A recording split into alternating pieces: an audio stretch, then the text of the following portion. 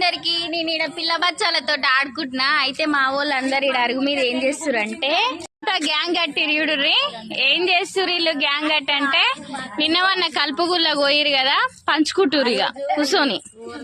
ఒక తెలియగల ఆమె ఏం చేసిందని ఎల్లిపాయలు ఎవరి అమ్మో మా చిన్నమ్మయ్య అంట. ఎంత తెలివి చూడుర్రి. వీళ్ళు కూలి పంచుకుంటారు. ఊక కూర్చొని ఏం చేస్తారు, నా ఎల్లిపాయలన్నీ అయిపోతాయని ఎల్లిపాయలు తెచ్చి ఇలా ముందర వేసింది. ఇక ఆడ కూర్చొని ముచ్చట పెడుతుంది. ఏదో ఇక ఆమె మంచినట్టు చేస్తుంది కానీ అలా ముందర వేసింది ఎల్లిపాయలు తెచ్చి.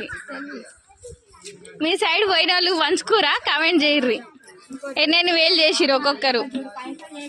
డబ్బులు పంచుకురు అంటే అందరు వచ్చిరు. వీళ్ళు వచ్చి ఏం చేస్తారు, ఈడ గుంపు కట్టి వీళ్ళు తీసుకుంటా ముచ్చట్లు పెట్టుకుంటారు. వీళ్ళేమో తలకాయ వీక్కుంటారు లెక్కలు రాక తేలక. అంటే అందరు చూడాలి, ఏడేడ చేసినా వేయాలి. ఇప్పుడు పంచుకుంటప్పుడు లెక్కలు చేసేటప్పుడు సప్పుడు చేయరు.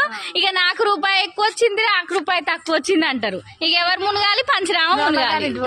ఇస్రమ్మ బాధలు చూడు. ఏంటిది ఇస్రమ్మ చెప్పు.